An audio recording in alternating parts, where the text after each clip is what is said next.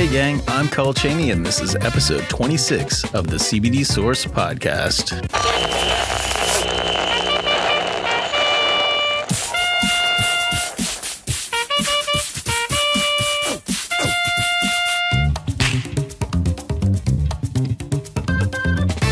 Coming up on the show, we go back to the New Jersey Cannabis Convention, NECANN, for day 2 of all the fucking crazy shit we got into. We met so many people. We learned about distilling CBD. We learned about cannabis law. We learned about how to keep bugs off of your hemp grow. We met legendary cannabis strain master Exoticgenetix Mike, and I got to talk to him about winning over 50 High Times cannabis cups, and he let me hold the largest one. Check our Instagram for that picture. The first night of the event, we went to an amazing CBD Afterparty. We'll hear all about that as we rejoin myself, Ryan, and his fiancee, Becca, and we'll recap that whole thing. We're going to be jumping back and forth between New York and the event in Atlantic City, so not only will you hear what happened the day of, but you'll hear some of our reaction to what happened. Every time you hear this sounder, you'll know that we're jumping back in time and we're traveling from New York to Atlantic City. So that sounder plays, you know we're in the studio. Sounder plays again, we're back in Atlantic City. We'll make it easy for you. Let's kind of have a dive right into it. This is the end of day 1, leading into day 2. Gang, you're listening to the CBD Source podcast. We're wrapping up day 1 of New Jersey Cannabis Convention, NECANN. Pretty exhausted from walking around, but we still have a lot of shit to do. Check in. The pool's already closed, so that's out of the fucking question. Get some food in us. I mean, we've only really eaten CBD today. And what else? That fucking CBD party. We're going to get some CBD motherfucking D's. So what happened right after that? We're jumping back to present day. We walked over to Wingcraft, right? Yeah, I think so. That's one of my favorite restaurants in Atlantic City. Their burgers are fucking awesome. They have like a secret sauce. I don't think it hit you too well, though, Becca. No, it did not. I don't know how much of a secret sauce it really was. It kind of just really repeated on me. Yeah. It was bad news. Yeah. I mean, it tasted good, but like later on. It was freaking delicious. Sometime in between eating and going to the CBD after party, it just exploded on you. Yeah, well, more like it exploded all over the bathroom in Atlantic City's hotel. Oh, yeah. It was like The Exorcist. Scared me a little bit. But the burgers were good, and we all three of us got some hemp beer, right? Yeah, it tastes like an IPA. It was pretty good. Yeah. I mean, actually, I'm lying. I didn't fucking like it at all. Yeah, the thing about this, it's called Sweetwater. The thing about this hemp beer is like when you smell it when it first comes out, like, oh shit, that aroma hits you like this smells like weed in a glass, you know? But just like when you smoke weed or when you smoke hemp, once you're in that cloud, you don't smell it anymore. You know, the whole illusion of it is lost because now you're just drinking an IPA. That's what it's felt like to me. Like we're starting to drink it and it's like, now I don't smell it at all. And I'm drinking an IPA, which is a kind of beer I don't really like. I mean, it's funny because I recently just started liking IPAs. So for me, it wasn't that bad, but the smell kind of was just like, oh, okay. It really does smell different. Yeah, it really wasn't does expecting it in like a beer. that. It does smell like hemp. It's so crazy. Well, for a second, can we talk about the waitress? She came over all secretive. Hey, do you guys like smoke? Do you partake? And then she starts talking about her Santa sleigh pipe or something. She just got a Santa bong or something, and she had it like in the back. I thought she was, number one, either going to sell us weed or she was going to invite us to go into the back and smoke on that Santa bong. In the middle, like it was summer, you know, like we're still weeks away from the end of summer at that point, and she's buying a Santa bong. Maybe she likes Christmas. Don't judge. Christmas in July or whatever. So she was coming around the corner. Want to buy a sundial? Like, it was funny. She totally seemed like a stoner though. Like that was, you know, a lot of cannabis convention type stuff does go to New Jersey. Does go to the Atlantic City Convention Center. Champs was there every year and everything. So they must have certain days of the year where it's just like I think she saw the CBD on her shirts, the logos, and she was like, she suggested certain things on the board that were like hemp friendly drinks. I mean, just because we're at a, cannabis convention, we do like real food too. We don't just want to have CBD, cannabis. I want a fucking burger. I'm not at work right now. Give me something not cannabis. So anyway, we left there and we were so beat. Just being on our feet all day like that. And then I wanted to go back. We were going to film an unboxing video in the hotel, but I just needed some fucking sleep, just a little bit of sleep. Because we woke up, what time did we wake up to do that drive all the way down to Atlantic City? I think I left the house at 4 in the morning or something. What time did we meet up? 5? And we drove down, got there at 9:30 or 10. Got there around 10. We met around 6:30 because my dumbass went to the wrong parking ride. But so it was just kind of being up so long and on our feet and traveling. I needed a little bit of we got a little nap in. You got a chance to puke your guts up in the hotel room, and then we headed over. How did we get there? Did we call an Uber? We took a cab. Yeah, we got a cab. We flagged him down. Right. We were going to do an Uber, but we got a cab instead. And we went to Bore, is it called? Bore? I think it's called Bore. It's a cool bar that had sort of an outdoor tiki lounge-ish area. Can we go back about the taxi driver, though? Because that was just a really awkward ride. Okay. Yeah, it was so awkward. He hands me the phone to put the address in it, and it's in another language. Oh, yeah, the phone was all in a different language, and he was trying to get us he was asking us where we were going. Obviously, we don't know exactly cross streets or any of that shit, but we had a printout or something of where the address was. Right.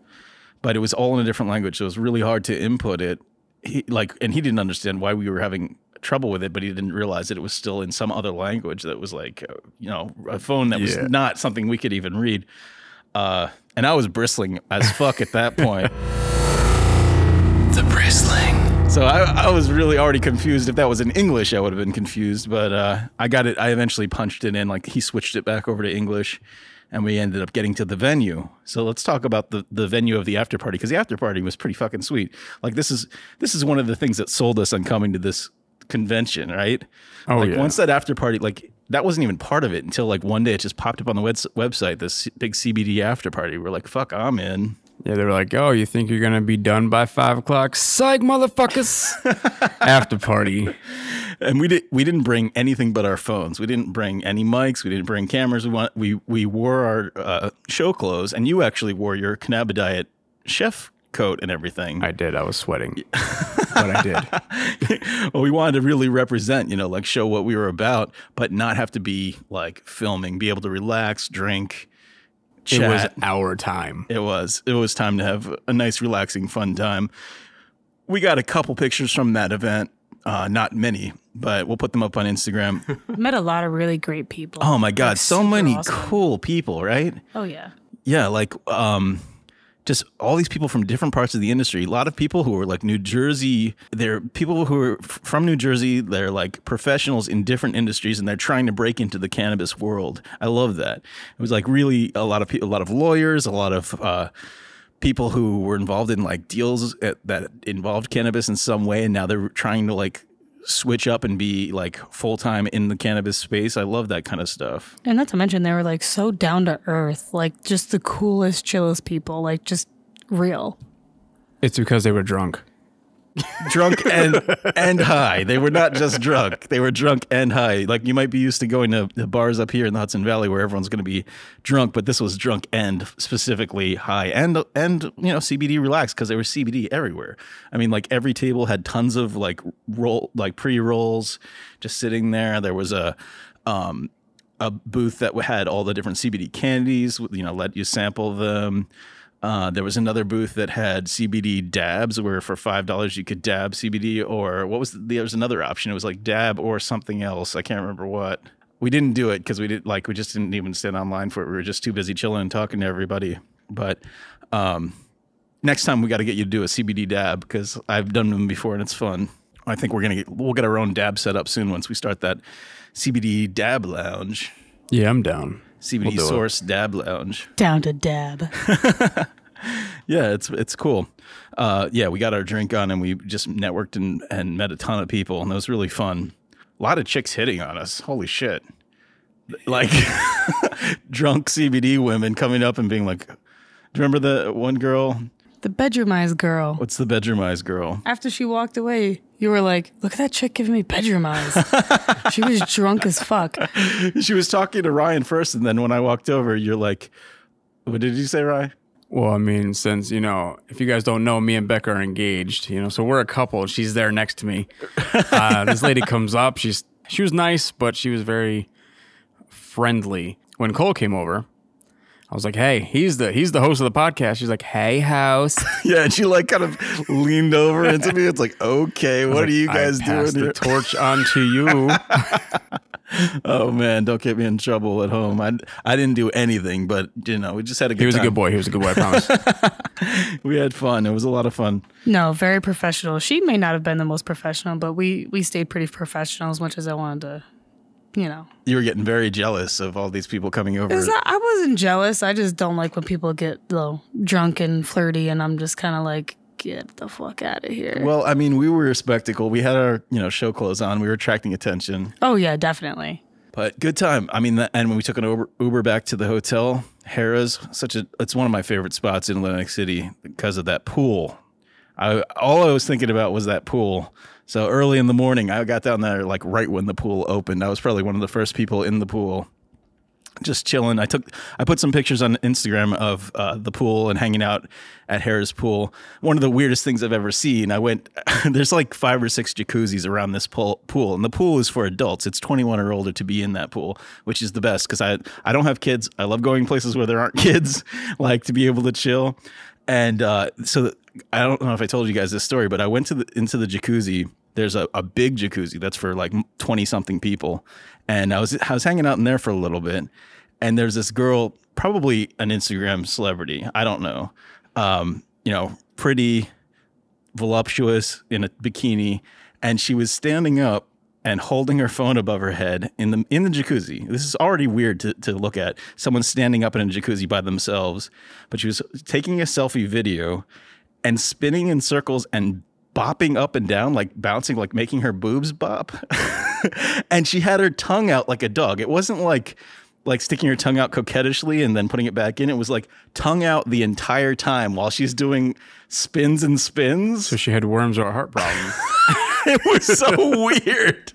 Is that considered cute these days? I don't know. What? I don't know. Is it a fetish or something? But she did it so many times. And I'm like, if she didn't have that phone, she's just insane. That would be someone insane in a hot tub by themselves. Like if you were in medieval times and someone was doing that, you'd be like, loony bin. Behead her. Yeah, she's a witch. I'm sitting here like picturing it right now. And I'm like, thinking of like Wacko from Animaniacs. It was like that. It was like she must have done it and then realized it didn't come out the way she wanted, so she kept doing it over and over and over and over. I don't know if she was like creating boomerangs or something on Instagram, but she just kept doing it a million times. It was like, this is so weird. I can't leave this hot tub because it's too strange of a spectacle. Damn, my tongue's in the wrong position. I gotta do it again. Nope, tongue's still in the wrong way. I need more CBD for this. I need more CBD. But yeah, so we after we cleaned up, did we get breakfast or we just went straight there?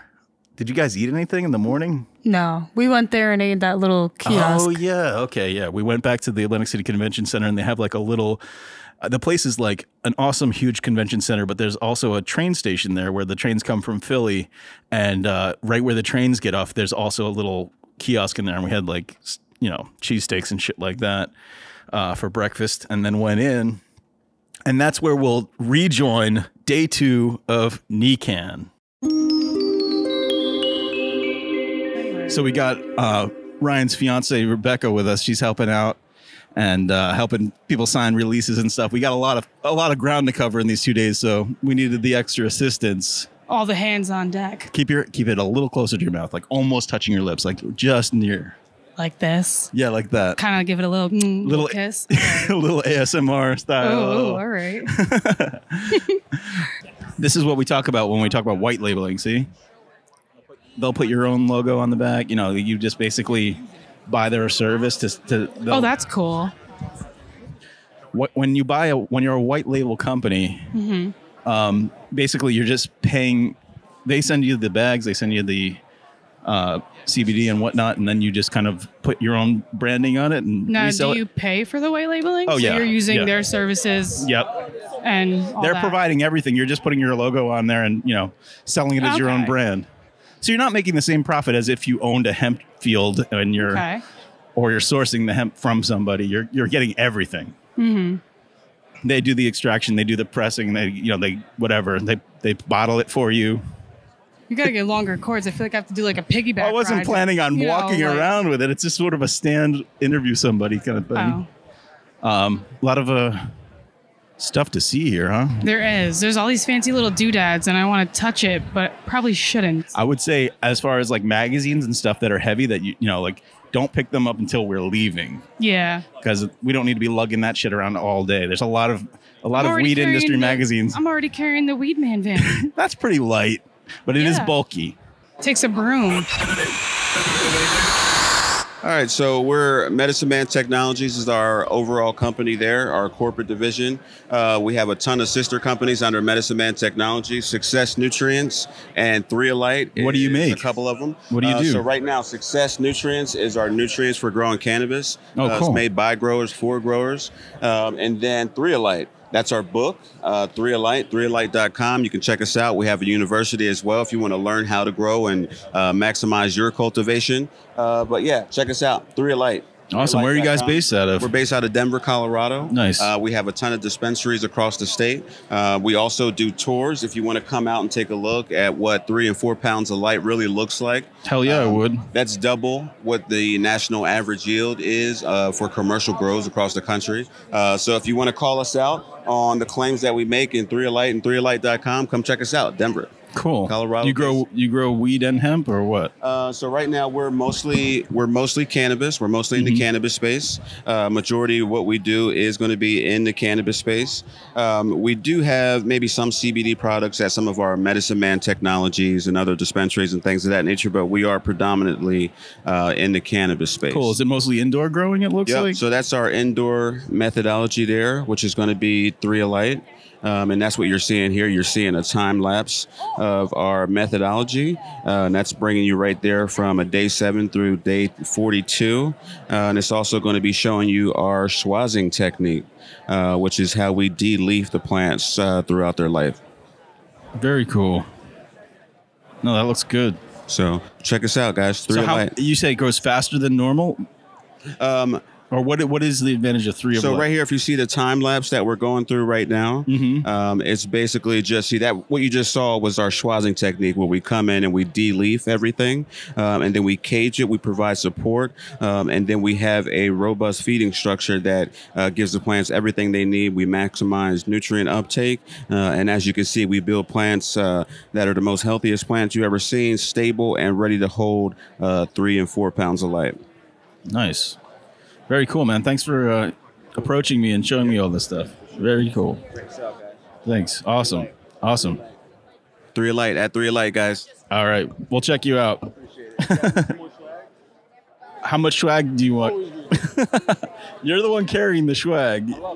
Yeah, we're swagged up, I think. Behind the scenes. See, that's how you approach the press. Like that guy is that's a good marketing guy. How quickly he approached the press. Like that's what you need to do if you want to get your name out there. Publicly traded, yeah. They see microphones and a camera, and they're ready to just flock to it. Yeah, They that's want the that's shit what out you're there, trained to do. That's the way to do it. Other people will just sit back and be scared about it. No, you can't be afraid. You gotta No. put yourself out there. You'll never get anywhere. That's a word to the wise for anyone who's working a convention booth. If you see press walking by, you see people with cameras, you see people with mics, Just throw your shit in their jump face. in front of them. Stop them in their tracks. I mean, he stopped us in our tracks. He did. Like, we were just walking casual, and he's just like, pop up, guess who? Yeah, we were just... Sorry, I listen to a lot of Cardi B. Yeah, he just jumped in with the holding a bag with a logo and a lot of weed on it. You can't not talk to someone who's just holding that. And the bags are cool looking. Yep. I'm a sucker for the string bag. Is it CBD coffee? Just normal coffee? Do you guys want coffee? These guys will take some coffee. Come, if you want coffee now, you can grab it. Man, we'll come back to Yeah, it. we'll come It's always back. going to be there. No one Yeah. wants to make 1,000 trips to the bathroom. There's coffee everywhere if you want coffee. Everyone's got the coffee. Why wouldn't you go CBD coffee if you had coffee? No idea. It seems a natural fit. So do you I guys just want to touch stuff. I want to touch stuff. You can. I think you can. That if you touch the swag, you own it, right? I already licked it. It's mine anyway.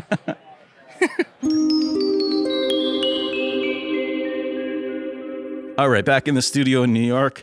Did you guys end up drinking any coffee? There was no CBD coffee.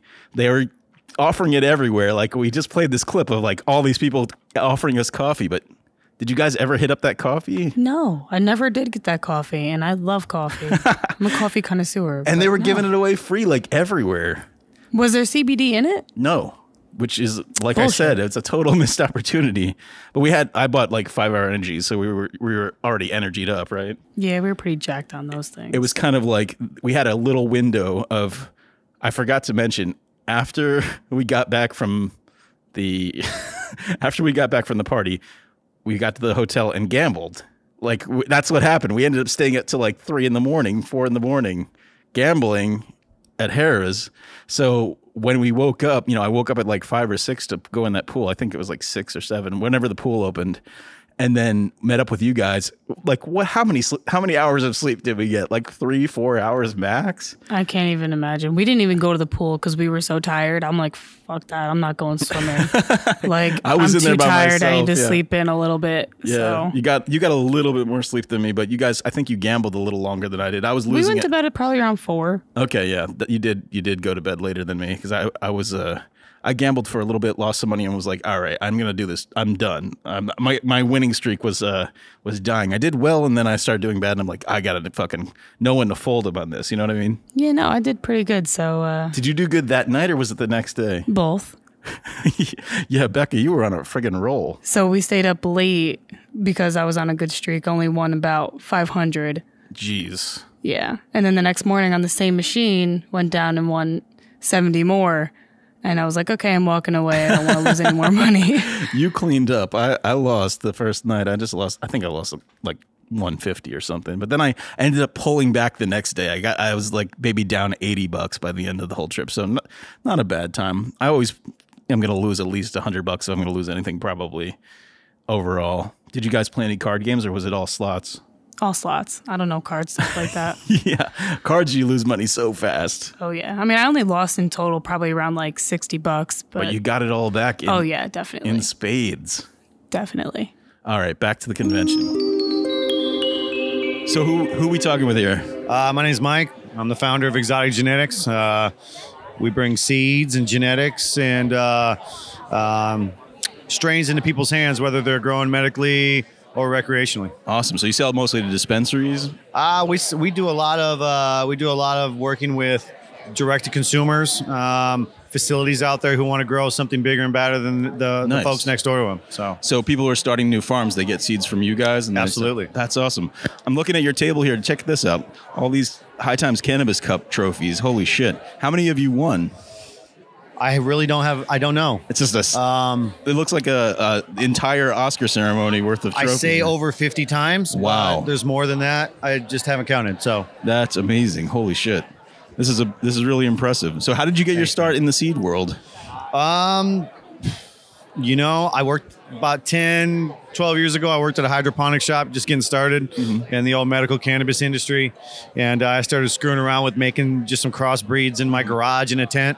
And All great things start that way. In a right, garage, it started real simple. And then at this hydro shop, people would come in left and right, talk to me, Mike, do you have some bug juice? Do you have something that can get rid of powdery mildew? They always had problems with plants they were getting from other people. So I would say, here, man, I said, go home. The only thing I know for sure is if you go home and burn everything and scrub everything down, you're not going to have any more problems. And I'd say, here, and I'd slide my not even a pack at the time. It was just a little baggie with some seeds that I made in my garage. I'd say, Right. here, go home and grow these. You can't get problems that way. You're not going to get it from anybody. Right. So they'd go home, they'd grow those seeds. I'd see them about, 3 or 4 months later. They'd come and be like, Mike, dude, that was awesome. I didn't have any problems. And I just hear nothing but success stories, left and right. So after doing this for about a year or two, I I entered my first High Times Cannabis Cup in like 2011. We took a second place, and after that, man, it was just, I was hungry. I wanted it. You wanted the gold. Year after year, man. The next year I took a third place, and then the following year, it took me 3 years, man, to finally win a cup. That's kind of where it all started. Wow, amazing. So I'm just looking at all these. It's like first, second, thirds, all over the place. That's crazy. Very cool. So what strains, did you come up with any original strains yourself? Yeah. Every one of these cups or medals or awards has been from an original strain that I made. Cookies and Cream was my first big original strain. Holy shit. Kimbo Kush.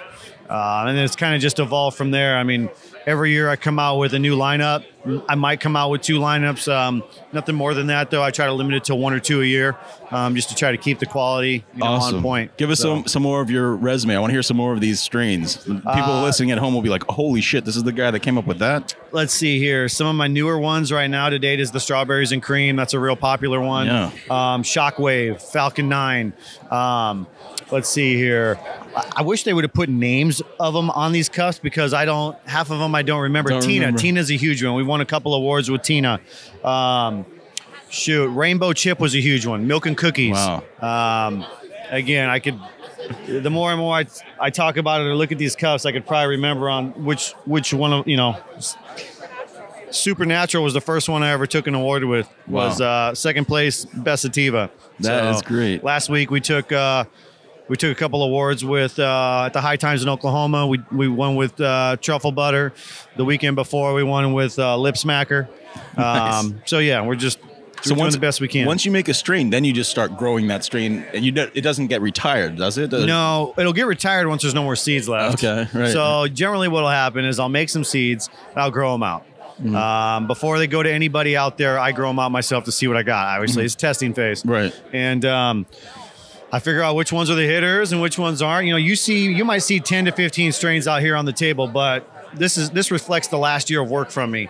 I've probably made a few hundred strains last year, but these are the ones that met the criteria to be the cream of the crop. Gold medal star chart. Right. Get those out there. So, like I said, these are the ones that you see. So we grow 'em, MVPs. we test them. And then once we figure out which ones are the hitters, you're right, we grow those. We enter them in competitions, and then we release the seeds. So sometimes there's a few hundred packs, sometimes there's a few thousand packs of them. Okay. It just depends. And once they're gone, they're gone. They're gone. They just don't exist That's anymore. right. They're just out there. If you miss that bud, you're never going to taste that bud. If you were, well, maybe not so much the bud, but if you were lucky enough to get the seeds to grow for yourself or the facility you work for, then you were lucky enough to have them. But if you didn't, then your only hope is to get a cut from somebody, which kind of goes against the things that I was originally started this on, because you don't want problems, bugs, right. powdery mildew, shit like that. So someone gets seeds from you and they grow a whole crop, and they could also get seeds from that. They could yield seeds from that and then do another season of the same stuff. If that's what they were into, they absolutely could, because everything on the table here you see is regular seeds, means there's males and females in the seed stock. This year, it's funny you mentioned that. This is going to be the first year. 2020 is going to be the first year that I release a feminized lineup. Oh, wow. So it's going to be a new feminized lineup of Grease Monkey. I didn't mention that one, but Grease Monkey was another great that we made, and I'm bringing it back this year after 3 or 4 years in a feminized seed form because it was so popular. Wow, that's awesome. Thanks for talking to us, Mike. No worries, man. Thanks Can I for get a having picture me. with you? Let's do it, dude. Awesome. Maybe can I get back there behind You sure all can, these man. cups? Awesome. I want to hold one of these cups. What's your most proud cup here? Oh, this is a pretty girthy one right here, man. Yeah, holy shit. This is the last one that we won, the Rainbow Chip. Wow, look at that. What? Yeah. Thanks, Mom, right? I've never seen anyone with this many cups. When I was really green in this, I'd go around and see DNA out there with all those cups that they had, and it was an inspiration, those guys, to see their cases of cups. Right. So I always thought, like, man, that's something that I want to achieve to do. So those guys were a big inspiration on getting to where I am today, and kind of get in here. So shout out Don and Aaron. At your where on your home or whatever, do you have cases? Did you build your own way to display these? I should. I don't, and I'll tell you why. Because we have to take them on the road. Yeah. And I know it's a sad story, but generally when these things aren't on the table, they're packed away in a case because they're going to go somewhere else in a couple weeks. They're constantly moving. One day when we stop doing shows, yeah, they will definitely have a case and a shrine at some point. Like a museum. So, yeah, maybe so. Awesome, man. Thank you so much. Really cool. Have you smoked any of those strains? Well, these are all new. These are all new strains that he made. So, I mean, talking about the strains that he talked about, I've definitely tried. I think I've tried some of those. I would try all of them. Try them now. Yeah, I would try them all. Like Lip Smacker, just sounds cool. Strawberry and cream. I think I've had that. Bad Betty. That should be called Bad Betty White because she's a badass woman. It's like Rainbow Reserve, Shockwave, Lip Smacker. Strawberry lemonade. I wonder. Wowzers. Oh, let me smell the strawberry lemonade. It smells delicious. Sniff it, go ahead. I'm going to sniff this strawberry lemonade. Whoa, that's great. Wow. Did you smell that? Yeah, that's It's a really potent smell. fresh, too. Yeah, really fresh. Really fresh. Same. Like, I feel like if I smoked it, I'd be refreshed after smoking it. We're going to sniff the Shockwave. All right, we're going to sniff that Shockwave. You should be filming this, man. Hold on, I'm mesmerized. I can't even I really like that one. I really like that one. I like that It's really good. Take this one. Yeah. Sniffing shit. 15? Do you actually get hints of that while you smoke it? Whoa. Yeah? It smells good. Let me get in on this. What's that? How's that smell to you? I can smell the mint, like I feel like I'm getting I a feel like secondhand the menthol, like in smell. my nose. Oh, it's such a good smell. My nose is getting overloaded with all these great flavors. These great scents. Oh, yeah, that's all of it's fresh. Yeah, really fresh, really good smells. Did you grab these so we can? Did you grab one of those so we And can then I'll be broke, and that would just be dreadful. Beck, did you get one of these things? One of their brochures? Awesome. Thank you. Yeah, thank you guys. Thanks for the thanks for the time showing us all your stuff. Coming back to New York, let's talk about these strains that Exotic Mike had. We were just listening to ourselves sniffing all of those strains. I wish that the podcast somehow had smell-o-vision so you guys at home could smell those amazing strains of weed. High Times Cannabis Cup award-winning strains. What did that smell like to you guys? Well, honestly, my favorite one was there was this like mint chocolate one, Irish something. I don't know what it's called. And you can like smell the mint in it, almost like that ground up like mint leaves with the bud. It was very refreshing. It's so crazy that these natural terpenes create these smells that just pull you into other things. Like they make you think of other things when they're not really there. You know what I mean? Yeah, exactly. And a lot of these terps exist in other things. It probably is the same terpene that you find in a mint. You know what I mean? That's just in there naturally. I love that. Yeah. There was another one that it was like blueberry lemonade or something. And you could smell like, I feel like you could smell like lemon, a hint of lemon in there for sure. If anyone at home is listening and you're a cannabis breeder who has made your own strains and has won cannabis cups, give us a call, 1-833-CBD-GANG. That's 1-833-223-4264. We'd love to talk to you about your strains on the CBD Source podcast. Back to the show. All right, so we're here with the guys from Grammies. Yes, sir. What is Grammies? Grammies is a premium startup cannabis company based out of New Jersey. Oh, wow. Yeah, so we're looking to be like the next Gucci or Louis Vuitton of the marijuana industry. Oh, so like a real artisanal, like... Absolutely. Nice. Catering High strictly end. to the culture. Strictly to the culture. The culture of what? Just The culture of smoking gas. You know what I mean? Yeah, right. So you got a license to grow here? We have a partner based out of California. We're working on our official Grammy strain right now. So what's Grammys stand for? it represents the brand in general because we're aligning ourselves with the entertainment industry. Okay. Yeah. So it's sort of like the gramophone Grammys, the music awards. Absolutely. But of the cannabis industry. There you go. what I mean? Oh, I see. Yeah. Nice. Yeah. So Are you going to put out an Oscar line next? we have merchandise out right now. That's our startup. The shirts, yeah. T-shirt, you know what I mean? So, we're on Instagram at Grammys_. GRAMMIES_.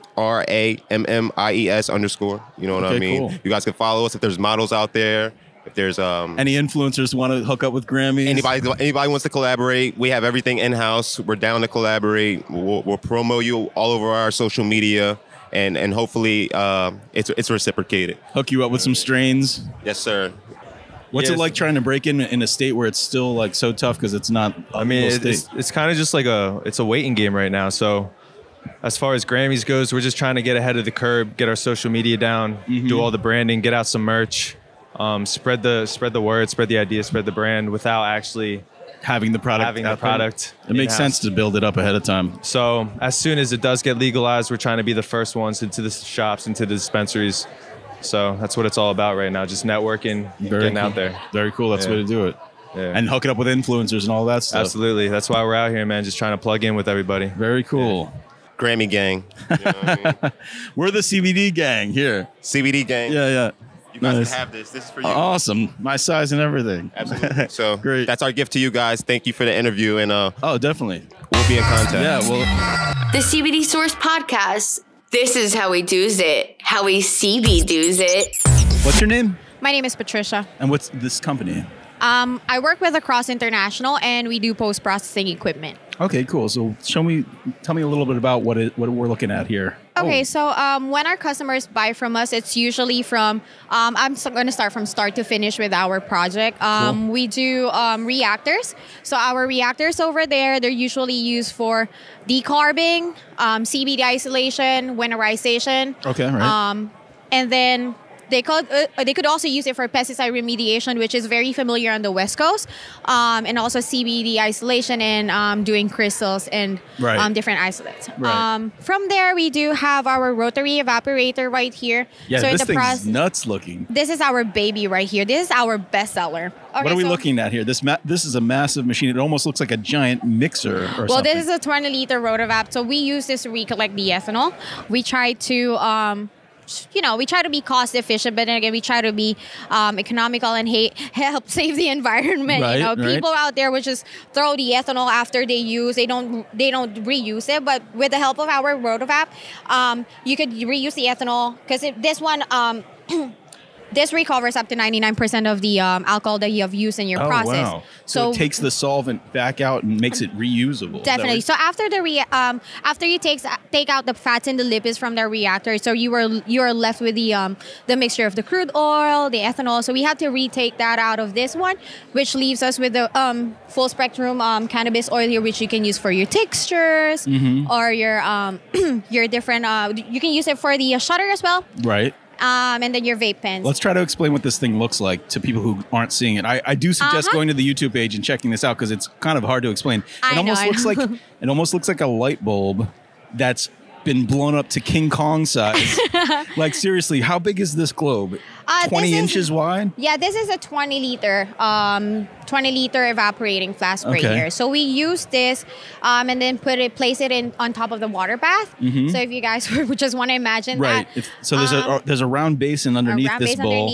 Then you put distilled water right there. There's a bulb that's spinning at a 45-degree angle just above this water bath, and it's full of hacky sacks or something, and then it's just kind of going and going. So what would be in here normally? This would be the mixture of your crude oil and then your ethanol. Okay. That's after you process their material right there from the reactor. And then you, so there's this pipe-looking glass right here. Yeah, there's like a plastic tube coming down through the middle of it, almost like the filament in the light bulb in a way. And then you would be using the tube. God, there's so many pieces to this. So the tube would be connected from other people just use like a mini tub or the pail. Then you connect the tubing right here, which loads the material downwards this 20-liter evaporating flask. So they put it on top of the water bath, and then would the water be hot, cold? What are we looking at? This would be hot. Okay, so it's cooking that sort of like water heat. So and then it recondenses right here. We have two condensers on top. These Actually, normally this would only come with one, but you have a choice to do a dual condenser and a dual receiving flask because it makes it. This is the upgrade. Yeah, which makes it 75% more efficient. Wow. That's why we try to put, that's why we always recommend, me personally, I do my packages with a dual condenser and dual receiving flask because it just makes everything faster as well, and condensation rate is higher. This looks like, it looks like a glass hot dog, but if it was 3 feet tall, If you how ask tall is that? me, Like 2 feet, 2.5 feet tall? And yeah. inside there's a very tight coil, a glass coil. It looks like the building.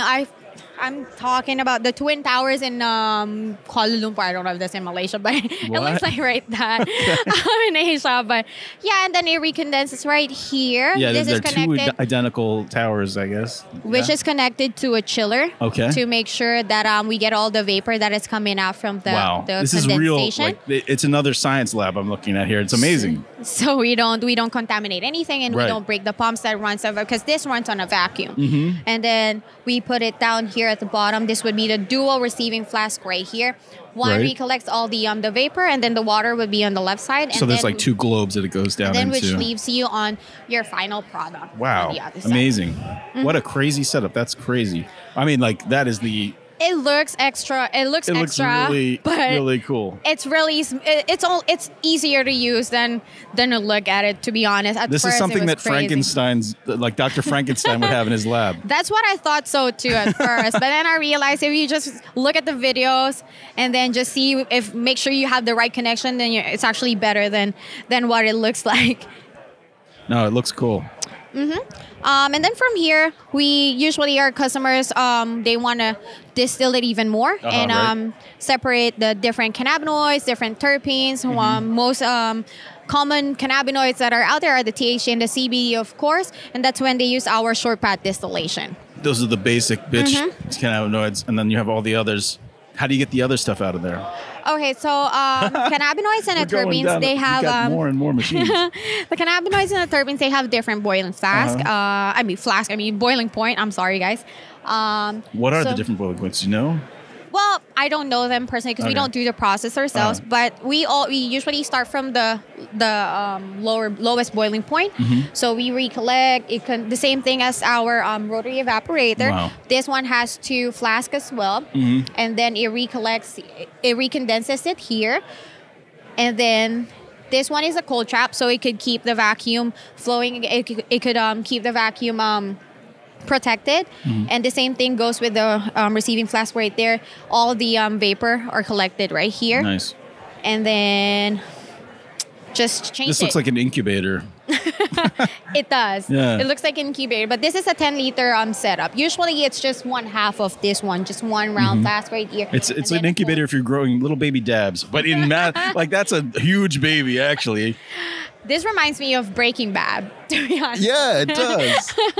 But it's a lot of Breaking Bad in here. This whole place. It's all glassware. Yeah, and it really is. Usually we try to stay on the glassware side because we want our customers to be seeing how the process is going compared to if you have the stainless steel, which you're like just guessing Right. how's everything going inside. Yeah, you want the clarity. You want to see how you want it, yeah. clean it Especially looks. with this one, you want to see the yield, Right. the purity of your Very cool. And what's this material. thing that's spinning over there?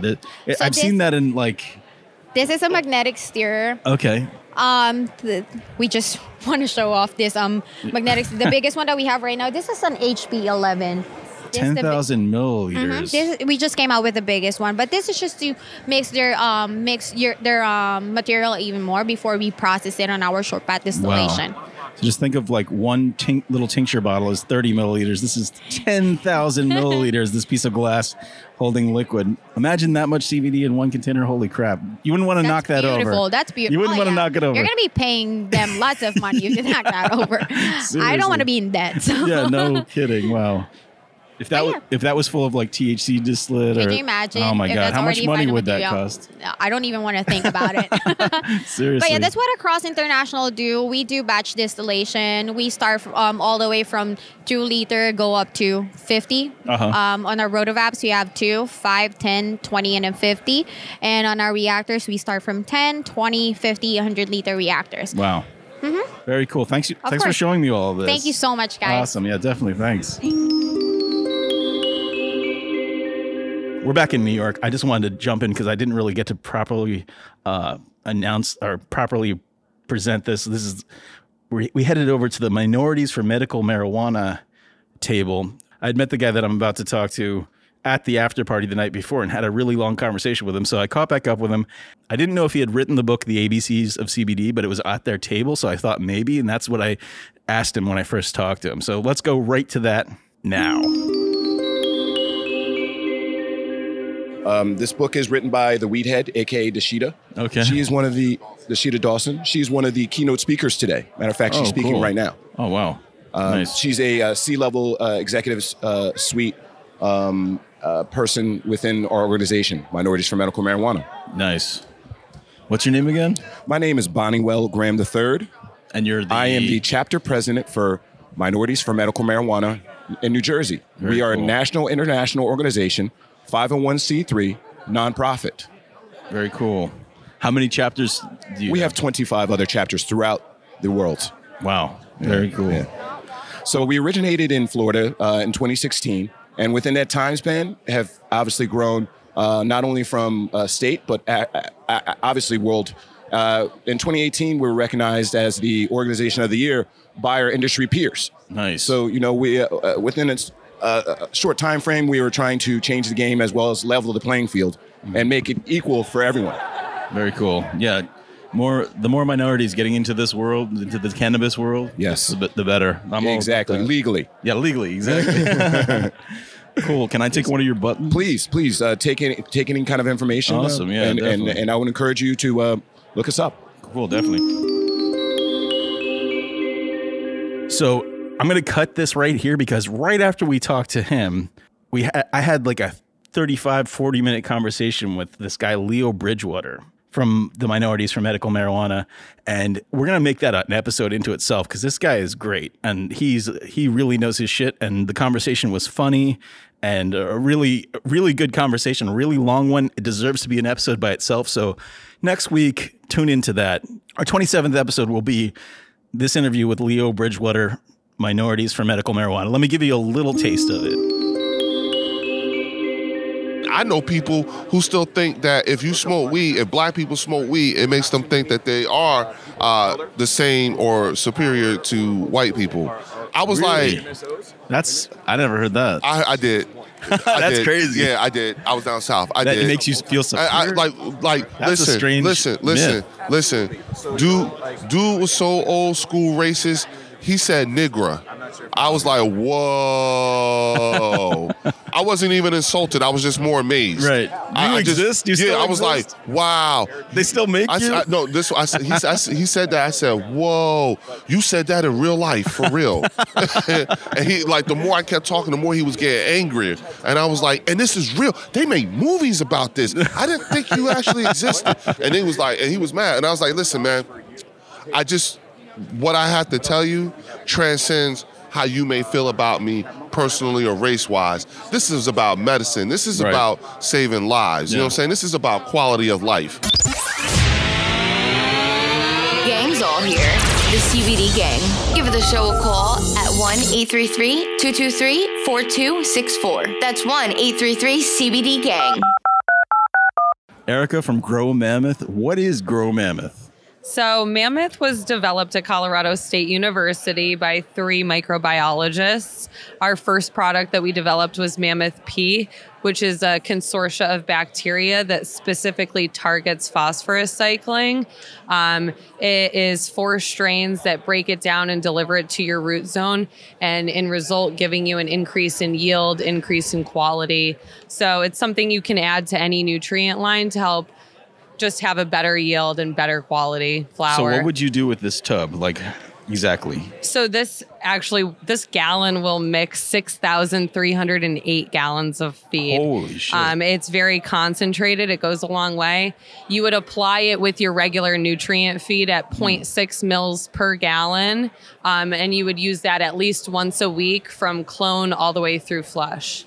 So it just helps everything grow better. Right. So it breaks down specifically phosphorus, which is the most important thing in the flowering phase. It also helps with root development and increasing the cell walls of your plant. So by allowing the increase in phosphorus uptake, we just see faster root development, better stem strength and density, and then better bud site development. You'll have closer internodal spacing and everything really swells up nicely towards the end. We've never grown ourselves. So like, I'm sure people listening are like, oh shit, really? You know, people who grow, they're like, damn, where do I get a hold of that? What else can it do? We have another product here too. So one. Mammoth is essentially, it's releasing enzymes. It's your bloom enhancer. It's all organic. So it's a nice thing that you can add to your soil just to help really break down what's already there. Generally, what you're feeding your plants, a lot of it gets wasted. And that's something that happens in all mediums. The nutrients you feed are just unavailable to the plant, so it breaks it down into micronutrients. So you're able to uptake more, you're wasting less, and in result, giving you a bigger yield. So your return on your investment is high. You're profiting off of adding this to your line. And farmers use this for hemp and cannabis? Yeah. So yep. Cool. So what's this other jug? So this other jug is our preventative pest control. A little more dense orange color. Yeah, so this is an oil. It's it's different viscosity for sure. This is our preventative pest control. So it is a product that you would apply with a foliar spray. You use a surfactant or a wetting agent with it and apply it at night in the dark, at least once a week in veg only. And you should never get bugs if you use it properly. Oh, really?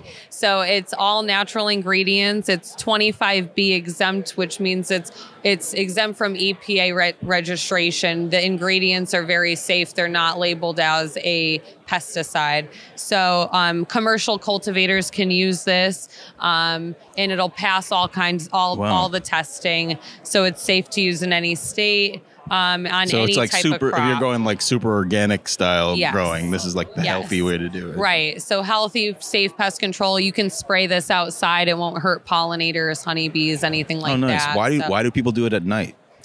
Because it has oil in it. So spraying any kind of oil during the day will, you can get burning on your leaves because it acts as like a magnifier. So when the sun or your lights are hitting your leaves, it can cause burning. So when you apply any type of oil-based foliar spray, you want to spray it at night or with your lights off and give it around 6 hours to dry just to be safe. So that you don't get that magnification of like if a droplet of water were to sit on a leaf, it can kind of do the same thing. So you're just out there with a flashlight in the dark? Yeah, you put a green light on or do it like, when the sun is going down. Okay, like dusk. Yeah, exactly. Nice. If you're spraying outside, if you're indoors, wear a green light.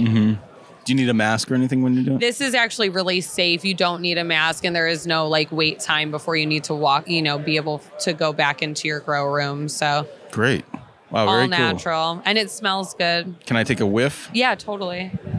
I'm taking a whiff. So these look like just clear gallon jugs with kind of orange yellowish liquid in them, and they have a silhouette of a mammoth on the side, a black silhouette for their logo. I'm not going to taste it. I'm going to smell it, but I technically could taste it. Yeah, it's fairly safe. All right, hold on. It's childproof. All right, I'm smelling it. Yeah, time. It smells like a something that would keep bugs away. You want to take a whiff, Ryan? Yeah, sure. It does smell good. Yeah, you could definitely see that would be some. I mean, I don't know what normal bug sprays that go for, what they would smell like. I'm not out there sniffing bug sprays, but yeah, that makes sense. Well, nowadays a lot of things are becoming, we're learning a lot more about what we're using on our crops in large agricultural as well as in cannabis. And we're finding that a lot of these pesticides are extremely dangerous and harmful to, humans. And especially now we're finding even more so when things are combusted, because there's not that many crops that we actually light up and smoke. True. So we're finding that they can become carcinogenic. And so we don't want to be inhaling things that are not safe. Right. Especially because hemp and cannabis just suck everything out of the root. Right. So you don't want any of that going into your plant. Right. So what would a gallon of this retail for? The MBPI retails around $250. And that's the one that keeps the bugs away. Yeah, the preventative insecticide. And then the Mammoth P retails around $747, $750. Wow. But that covers a whole farm. So that's something that would get you through, like a medium scale, decent sized caregiver grow, this would last them a full run at least, Nice. or more like 2. Wow. Large scale cultivators are buying in 5-gallon containers. And then we also do custom sizes for hemp farmers as well. Nice. Very cool. Thanks for showing me this and telling me all about it. Nice meeting you. Yeah, nice to meet you. Awesome. Thanks. And we had to head back to the juice joint because that juice was so motherfucking delicious. That's hemp and CBD delicious. I think between the 3 of us, we bought like 8 bottles to take home. Different flavors. So good. We're back on a second day because we can't come back. We had to come back. We had to try other flavors and talk about it. Welcome back. We're happy to see you. And the fact that you're back tells us everything we need to know. The sweet nectar called our names. We wanted to try a different flavor and maybe buy some or something.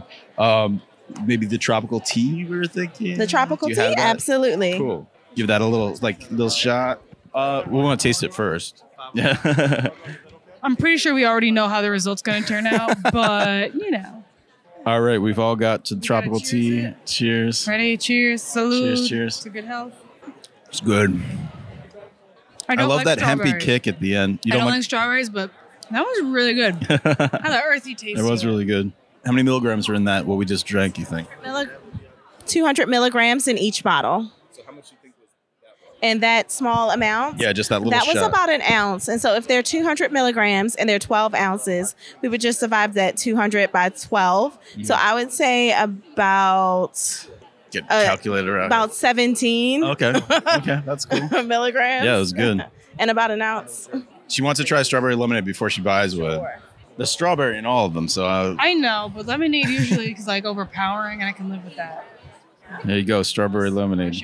We just smelled some strawberry lemonade weed. Smells good. I'm gonna have to get that one. That one's bad. Oh shit, she loves it.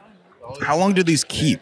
Huh? How long do these keep? Like, how long does the strawberry stay intact? Well, because they actually put fresh fruit in there, they are good in the refrigerator for up to 7 days. Okay. Cool. Past that point, we ask that you either consume them prior to that point or you freeze them. Okay. And what we have a lot of folks do, because these are actually pretty high concentrations, a lot of people dose lower. So what they do is they take the juice if they don't think that they can drink it all in one sitting, and they pour it into an ice tray, and then they dose that way. That's cool. Or each morning they take a shot glass. Nice. Could you potentially put them in like a popsicle tray and make an ice pop with them? Oh, Would yes. the fruit freeze well with it? Yes, it does. Oh, it does. We have folks do ice pops. Oh, boy. I know what we're doing this summer. In fact, he loves them frozen. Yeah, I could see a hot summer day just sucking on an ice pop, or like throw them into a blend it up with some other fruit and make a smoothie out of it. Really good. We've had folks do Very cool. breakfast cocktails with them as well. Yeah. Like have the what? She's blown away by that concept. Vodka. Yes. Yeah, you could mix them with We have drinks. had folks do that as well. We don't tell people what to do with it. Where are you based out of? We are based out of Philadelphia. Cool. Because he's our chef, our cannabis chef. I think we told you that. So like we're thinking like when we do an episode where we have like a cocktail pairing with some kind of cannabis meal, maybe you guys can come up and like we have a beautiful kitchen that we can do like he'll prepare the meal, you'll prepare the drinks, and we can have a meal and drinks together. We are happy to That would pair. be kind of fun, right? Yeah, and we could even do a flight that Oh, that would fits be neat. the food. That would be and really so cool. almost very similar to a flight of wine or Oh, wow. bourbon or whatever your fancy is. Yeah, that would be awesome. Very cool. So we have your info. We'll definitely contact you when we start doing we that. look forward to hearing from you. Very cool. Thank you. Thank you so much. TheCBDGang.com, the official subreddit for fans of the CBD Source podcast. Questions, answers, CBD gangsters, and karma. At sweet karma.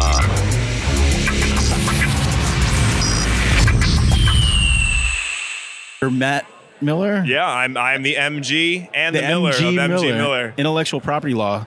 So you said that you do a lot of law in the cannabis space. Yeah, that's right. What kind of stuff? So, I mean, the stuff we do for all our clients. So the elevator pitch is we help people start and grow their business. So, but for me personally, I'm the IP guy of the firm. So people are innovating in the space. You're creating something new.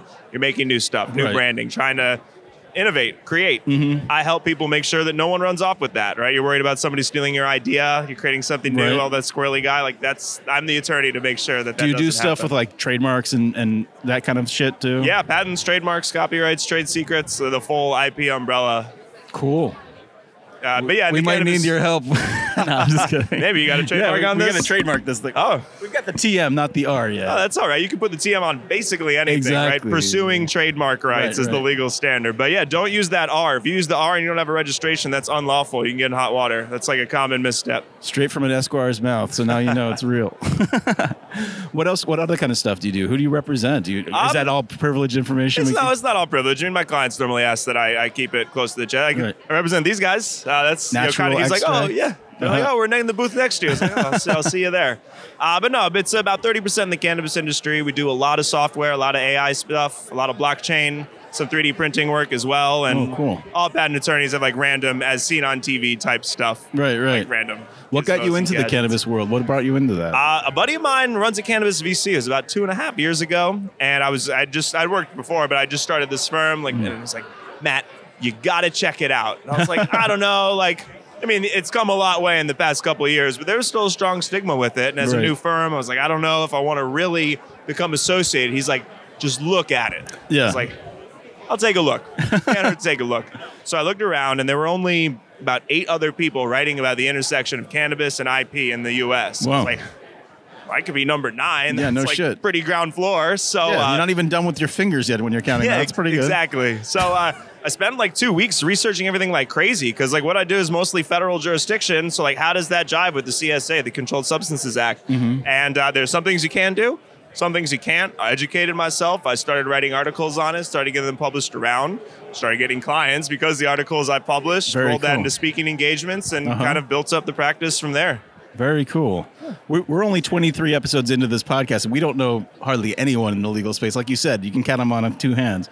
Maybe if we ever have a legal question in the cannabis or CBD world, we can Skype with you and maybe you could fill us in on what the legal thing. Yeah, I'd love to do that. Awesome. Right, all right, we've got our drop shipped attorney in. Matt coming in. We're going to call Matt. We got to figure out exactly. We got to figure out what's going on here. We're going to call Matt. We'll Skype him in and see what's going on. Oh yeah, definitely. Well, if you check out our Instagram, we have a whole Matt's Pro Tip section. Oh, cool. So I'll do the plug. MG Miller IP. They're definitely the coolest law firm you'll ever follow on Instagram. Now, I realize that's a low bar, but I stand by it. It's cool, and they do the cannabis stuff, too, so all good. Very nice meeting you, Matt. Oh, you too. Awesome. Thanks. Hey, thanks for chatting. Definitely. Do you mind signing this boilerplate standard? We're going to read it. But... It says we own your law firm if you sign it. Before I was a lawyer, I was a scientist. I worked in a lab for a couple of years doing inorganic chemistry. Oh, okay. Air-sensitive stuff. It was really interesting and the most tedious thing ever. Any chemist who works in a glove box will definitely agree with me on that. Okay. But no, it's interesting. So patent law, you take a separate bar exam. So I took New Jersey and New York State bar, but the patent bar, totally separate. I actually took it while I was in law school. And to sit for that exam, you need a technical background. So I have my degree in chemistry, which qualified that, but you can be physics, engineering, computer science. So patent lawyers are all have a scientific background? All have a technical background. That's what they say. Yeah, technical air quotes. Yeah, air quotes since we're not filming. Right, yeah, exactly. I got to, whenever he's not on, I got to I'm used to not having the camera, so I'm used to explaining what people do. No, he's miming this right now. right, exactly. He's doing air quotes in case you're wondering about that technical thing. Yeah, but it's all of them. So like the true scientist lawyers are all patent attorneys. Just most of them are weirdos. Do you also partake in CBD or THC or any of that stuff? Or you can't say it on the... I mean, let's decline to comment. Have you ever in the past, like say a long time ago? I will decline to comment. Very cool. Wouldn't be much of a lawyer. Right. Well, I guess. I don't know. I probably would trust a lawyer who has and knows what the hell they're talking about. Sure, I can say I'm very knowledgeable in the subjects in which I practice it. I read through those lines. Very cool. Thanks, man. Yeah, thanks. Very cool. CBD gang, We're looking for your weed man van stories. The typical weed man in van has many faces. Space Cowboy. Roach. Filthy Frank. Many names. Scary Van Dam. Creepy Casper. Tired Tanner. And many different types of vans. But everybody has met him, and everybody has a story. What spliff lord turned you to the dank side? We want to hear about your first experience with the wacky weed, the ganja, Miss Mary Jane. You know, trees, trees, trees. Give the show a call at 1-833-CBD-GANG. Tell us your story in 3 minutes or less, and we might play it on the show. Hell, one day we might animate it for our YouTube page. Yowza, it's dank AF in here. Someone's smoking the good stuff in the studio. We'll spray some Ozium and be right back with more of the CBD Source podcast. So we're with Corey at Natural Extract. What exactly is this? What am I looking at? Yeah. So started NX Brands in 2016. Okay. We're a Long Island-based formulation lab. Nice. Dr. CBD Oil was actually our first brand that we released in 2016. But, since 2016, it's been really fun. We went from Dr. CBD to Natural Extract and just launched Period. And we're just going to continue to evolve. And why is this called Period? So, oh man. It's like a pink box and it says Period. I don't know. Yeah, we we've worked with some women and they've used our vape cartridges and our oils for PMS, and it really is about periods. I get it. They've provided really good feedback, and one day I was like, period pen. It's been a really long journey to, we rebranded Period, and it went from Period pen into an entire product line. That's cool. It's for the menstrual cycle. That's when you would take this type of CBD. Is that what we are obviously not claiming it is for any specific reason, right? But we are marketing. That's how you market towards the women. Right. Cool. Yeah. Neat concept. It's novel. It's very exciting. It's been a lot of trial and error with the product and the brand. And what does it look like outside of the box? So let me show you. So, did you? Yeah. Period pen. We work with specific manufacturer in China. We took some of their existing hardware, tweaked it for our specific need. It was actually a very fun experience for me, which created Period pen. So yeah, it's a 0.5 ml tank at a 250 milligram minimum CBD. Can't really go any higher. I mean, you can go slightly higher in concentration, but then you run crystallization. We use natural hemp-derived terpenes. So we have Period lotion. Gross. I mean, just the sound of it is gross. It's gross. That's what it sounds like. And here, can you walk over here? I'll grab. Yeah. Period drop. These they hit your ear weird. I'm telling you, that's the only thing. It's like Period lotion. No, so yeah, and then we have the Period bomb as well, with rose petals, sunflower oil, etc. Does it turn the water pink? This is a little bizarre. I mean, there is pink coloring in there. Okay. Yeah, please. And, we actually use lavender. Maybe this appeals to women, and I'm just obviously not who the target demo is for this. Maybe that's feel free. What is that? Like a spray? It's a pump. Okay. Yeah, we use an airless pump bottle in there. Oh, cool. How's that feel? Feels like period cream. Oh, that's fucking gross. It's actually really smooth and it's very smooth and soothing, especially for it's got lavender in it. So. Okay. I love lavender. It's such a good smell. So relaxing. That smell like period cream? Yep. That's the smell. No, I'm just kidding. Very cool, man. Thanks for showing us all your stuff. Yeah, thank you for having me on the show. Of course.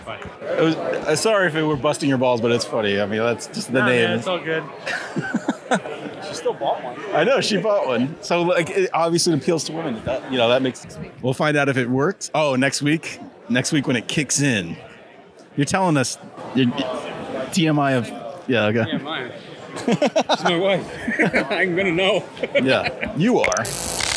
Tell me what you just saw. I don't really know what it is. I just know I see honey mustard flavored pretzels. I'm hungry and I see food. I see and looks like jelly and crackers, and I'm about to flip this table upside this is down. What I told you, man. Like we gotta stay hydrated. We gotta stay eating. Otherwise, it just gets. It's so what she sees, but it's really glue. No, that's real food.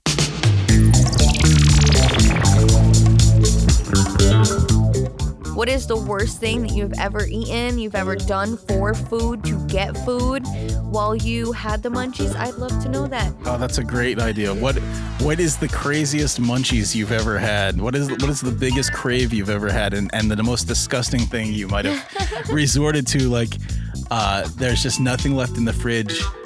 You came upon some weed, didn't expect it, and didn't do that shop ahead of time to make sure you had something stocked and ready to go for that munchie crave. What did you end up eating? Because that's an interesting concept. Give us a call, 1-833-CBD-GANG. That's 1-833-CBD-GANG. The numbers are 223-4264. I want to hear from you. And if you have ever eaten garbage, or I should say food out of the garbage while having the munchies, or any other crazier story, or maybe a story that's not as crazy, just give us a call. Did you get so high that you ate your dad's 40-year-old Twinkie collection? No, I did not do that. And that's probably because I don't eat Twinkies. That's probably the only reason. Did you at home get so high that you found your parents' wedding cake topper in the freezer, thawed that shit out and munched on it because you just had to have that cake? But if I had one of those spare, just around, I would. I'd be like, sorry, Mom, that's going to just have to be for next anniversary. Oh, God. I'm defrosting it. You're tough shit, man, and that thing is gone. Did you eat an entire roll of... cookie dough. Oh, yeah, just raw cookie dough. Oh, yeah. Definitely, that's something a lot of people probably had. If you went to go make brownies and ate half the batter. Oh. I bet that's something someone's done, for sure. Or if you are deciding to eat your leftovers that are about a week old and you're not sure if they're still good, give us a call. Right. Give us a call. What's the number, Tosh? 1-833-CBD-GANG. That's 1-833-CBD-GANG.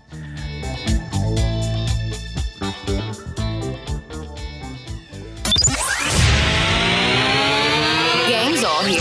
The CBD Gang.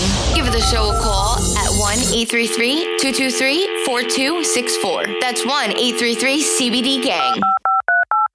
Joe Stoner? Joe Stoner. No shit. Yeah, it's had its pros and cons over the years. The pros outweigh the cons, and obviously my last name is perfect for this industry. No shit. You were born into this. Natural. So what do we have here?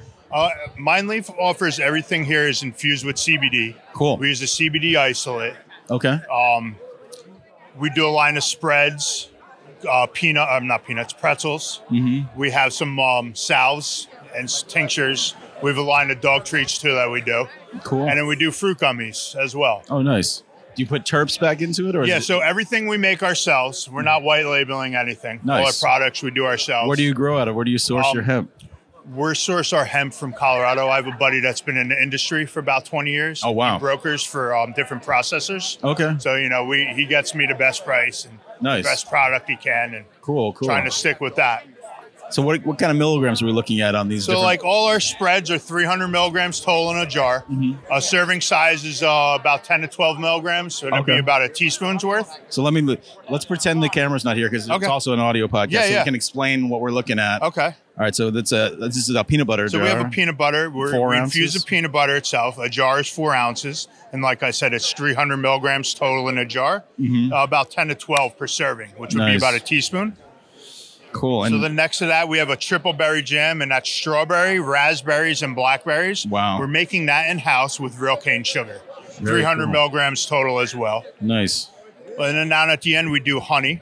So our company is based out of Lehigh Valley in Pennsylvania. Oh, no kidding. So we're sourcing that honey from local Amish beekeepers. So oh, it's that's a quality great. product. Very cool. It's actual honey. Real honey Not from real Golden bees. Blossom honey. Right. Yeah, you know you're getting it right from the source, right from the hive. So then we do a line of pretzels. We're trying to, Liz from our company over there, she is into sweet. She's more of a savory. So we wanted to try something, a new niche, something that isn't really common on the market. So, you know, with some research we did, we only came up with a couple companies nationwide that was infusing pretzels. So we figured we'll give that a shot. No, cool. So all our pretzels are infused in a coating. They're 5 milligrams per pretzel. 12 pieces in a bag for 60 milligrams total. Okay. So we do 3 flavors. We have a barbecue, a honey mustard, and a garlic ranch. Wow. All our pretzels are infused in a coating. They're coated with the... Correct, yes. Nice. And it's all isolate, you said? Yes, everything's isolate. So people don't have to worry about even trace so people don't have to worry about THC. Yeah. Cool. So then next to the pretzels, we have our line of tinctures, drops. We do a day and a nighttime that come in 3 strengths, 600, 1,000, and 1,500 milligrams. We're using an organic MCT oil as a carrier for both. Like a palm oil or coconut? Yeah. So we're using, MCT oil is coconut oil that Right. stays in a liquid form. Right. A medium chain triglyceride. And instead of using a caffeine or a melatonin for the day and the night, we're using isolated organic terpenes. We're using a limonene for the day. You know, limonene is common in anything citrus. So you get a nice subtle citrus taste and smell in it. The same terps that are it's the same terps that are in like a lime. Exactly. Yeah. And then so the benefits of limonene, it is a mood elevator, some energy, not like coffee or Red Bull energy, but you will feel the effects. Right. And then it's what's in the nighttime version? The nighttime we're using linalool. Which is common in lavender. So it's a good sedative. Nice. And then we're combining that with phytol, so that makes it good for insomnia. What's phytol? Phytol is another isolated terpene. Okay, cool. Well, the proof is in the pudding. I want to taste some of this stuff. All right. The guy filming here is our Cannabis chef, Ryan. He's the one who makes all of our CBD infused food. Right on. For our cooking segments. All right, Ryan. So he'll definitely be a good judge of the taste of all give this us stuff. a taste. Tell us what you think, See if Ryan. we want to incorporate any of this into anything I'm we going cook. to suggest, my suggestions would be that you try the jam, the honey mustard, and the strawberry gummies. Okay, definitely will. So let's give this a shot, Ryan. Let's do it. You got little samples we can... Yeah. All right, cool. Just the ones that catch our eye and seem interesting. All right, cool. All right, so you want to... This is the honey mustard. All right, let's see. Give that a shot. Honey mustard. 5 milligrams. Can I try it too? Yeah, absolutely. All right, cool. Wow. What do you think? I'm a honey mustard guy. Oh, honey mustard's the best. I love honey mustard. And you get the honey mustard right off the bat. Really? So that's a really good one. Not bitter, right? Not bitter. Right on. We do a lot of research and development to try to get the bitter taste out because, you know, you're in the industry, you're aware that CBD tastes bitter and gross. Right. I mean, you still know you're getting the CBD because you taste a little faint, but you get that honey mustard right off the bat. Awesome. I like that one. What's next? Yeah, let me give this a Daytime shot. tincture? All right, I'm going to try this honey mustard. Bring it on. Bring on the CBD. You can whatever see you it's got. really coated in the honey mustard, so I'm going to give this a shot. It's 5 milligrams. And everything about the pretzels, we basically put they're all coated with it. So each different one gets coated and then baked. But we made them small because you can't just eat one pretzel. That makes sense. Right. You can eat a bag of 60. It'll be great. Yeah, I mean, if you're Netflix and chilling or Netflix, you know, you're gonna pound that fucking bag of pretzels. There's no overdose. Everything's natural. Right. Yeah, exactly. Insert tincture here. Take a whiff of it, and you're going to see subtle. Yeah, very citrus, subtle. And that's going to taste exactly like it smells. You want to try it? Yeah, I'll try it. We call tinctures tinks on the show. Yeah. It's like taking a drink. You take a tink. It's easy. Cool. Yeah, very subtle. It's got a nice little like aftertaste, sort of. Yeah, very subtle. I like it. You know, you're not getting a weedy taste like you would. Oh, yeah. Spectrum extract. Right, yeah. Very subtle. All right, what's next? How many milligrams did I just have of that? So our tinctures are 600, 1,000, and Do they work 1,500 good? milligrams total in a bottle. So that was probably 12 milligrams. I give you about Okay. half the thing for it. Cool. Very cool.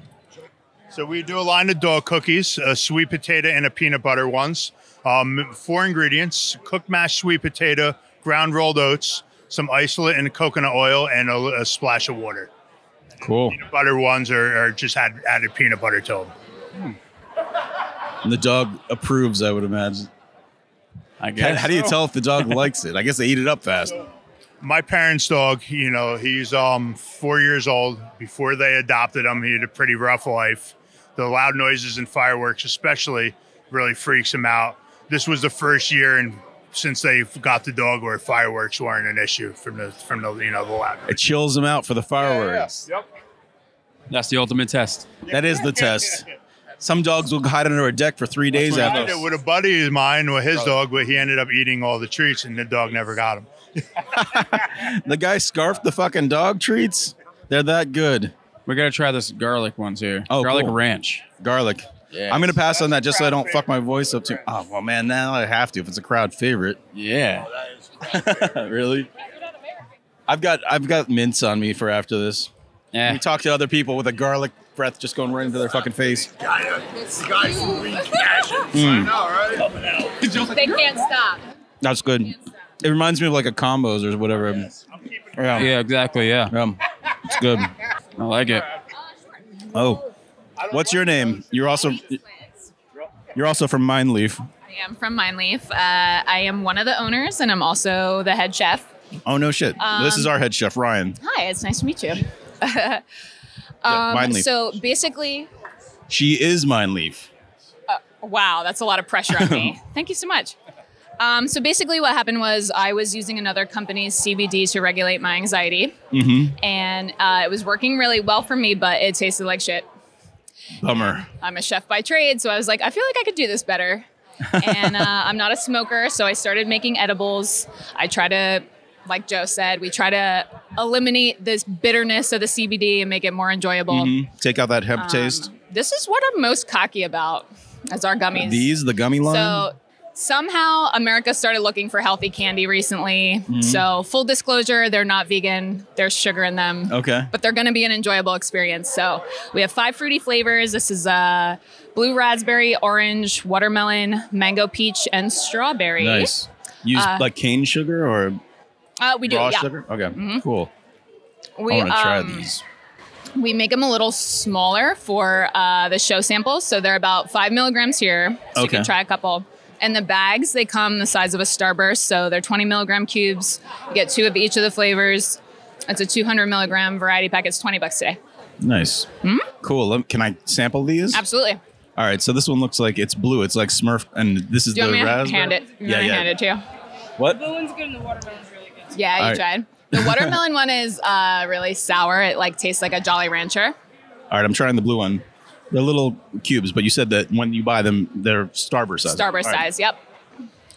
Oh, you really bite into them. Like it's got a nice like I don't So- know what it's got a nice like tooth to it when you bite through it. Because we use real gelatin, they have like a nice chewiness. They're easy to get through. Mhm. Some gummies are really hard. They're usually the vegan gummies. The pectin ones or whatever. The gelatin makes them easy to get through. Yeah. It also makes them a little bit more versatile. If you put them in the fridge, they get like fruit snacks. Oh, cool. So at room temperature, they're chewy.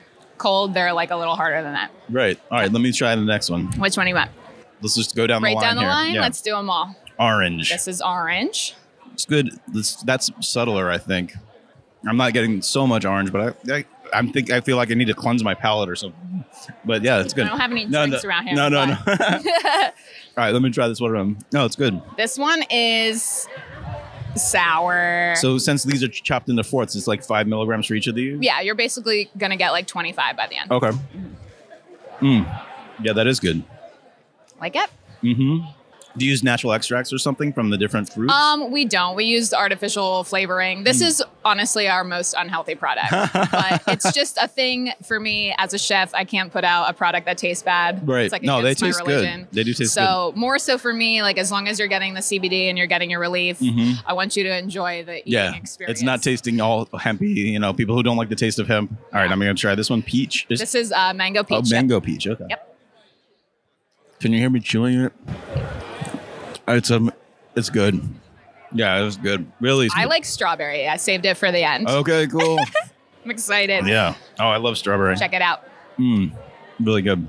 When I was a kid, like, you know how people would say, like, what's your one wish? Mm-hmm. When I was a really little kid, I wished I could fill an entire house of strawberries and just try to eat my way through it. It was such a Hell weird. yeah. That is the best wish I've It ever was a heard. weird wish. Dream I didn't big, think man. about rotting Dream or big. anything. It's like you'd have a very limited window to take advantage of that wish. I love it. A whole house of strawberries. Yeah, exactly. Dig it. Well, that's delicious. Thank you for showing us all of your stuff. You, man. It was super nice definitely. to meet you. Nice meeting you too. My first experience with smoking weed, I was actually headed to school, high school, 9th grade. My brother was giving me a ride. I was in the back seat of his Mitsubishi Eclipse, 6'1", and he's just smoking. And I'm getting high. I didn't even know what it was. I thought it was a cigarette because he took the blunt and wrapped it in top paper. Oh, man. I thought it was a cigarette. So I said, pass me that. I do that all the time. Never did it before in my life. Took a few puffs, gone. I was so high, I was telling everybody I was high just so that I didn't get in trouble for being high. Kind of crazy, right? But I wish we were in a van. I probably would have had a little bit more space to breathe, but I was in a 92 Mitsubishi Eclipse. No rum, no back seat, no love, no nothing. That's my hilarious. crazy story. Yep. And what's your name, Matt? Matt, yep. Awesome, Matt. Thank you so much for your Weed Man Van story. Mitsubishi. Great.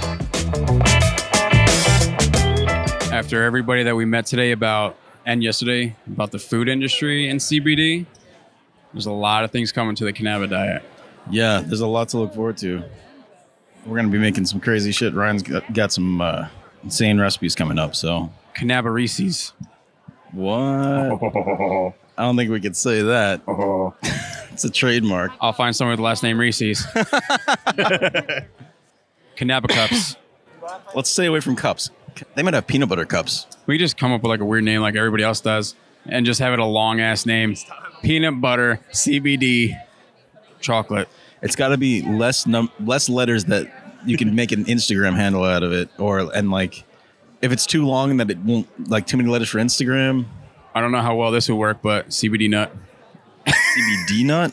CBD's nuts. Tasha, tell them. CBD nuts. More like CBD's nuts. MindLeaf. Looks like everybody's packing up. Oh yes, people The are weekend wandering is coming out. to an end. We put some good legwork in. We did some damage. We met a lot of people. I have 2.5 hours of footage. That's great. I mean, I've got more than that of audio, I think, just because we've talked to so many people. Got a lot of good Weed Man Van stories. It's a great start. Definitely a good convention. For it's the first time that they were doing this convention in New Jersey. Great turnout. I mean, all these industry professionals, they really know their shit. They have cool products that I didn't even know existed. Like oh, she's smoking her period. A menstrual. I mean, look, it's a half gram. So you guys want to try it here? No, I don't want to. Hey.